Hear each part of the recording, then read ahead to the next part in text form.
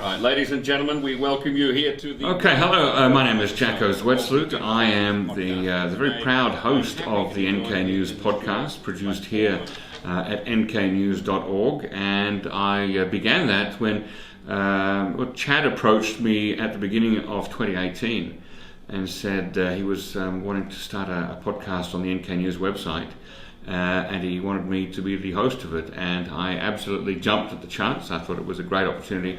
Chance to actually be my own host of my own show was a great chance, and especially about the topic of North Korea. I've been fascinated ever since I came to live in South Korea for the first time in 1996, and I was living up on the border with North Korea, and I was accidentally able to pick up North Korean television on my TV screen in the small town of Pobonli. Somehow the South Korean military jamming signal didn't properly block North Korean TV, so I could pick up their broadcasts every afternoon from about 5 p.m. to 11.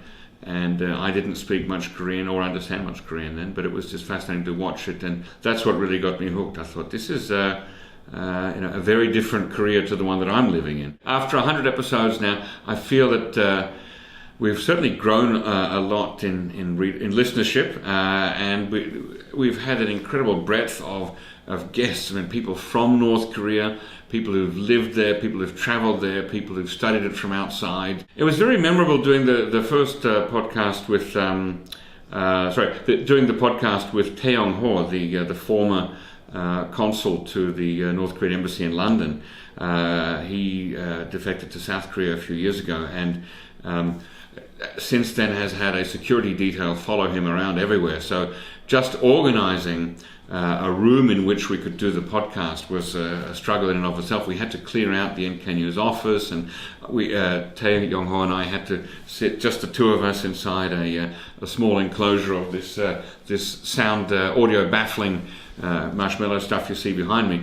Meanwhile, in the room just beyond where we were sitting were his armed members of the National Intelligence Service there, to make sure that nobody made an attempt on his life. So that was incredible. Just the circumstances around the interview were incredible, but also the depth of knowledge and workings of the North Korean system and government that he had were really, quite unique. So that was a very special interview.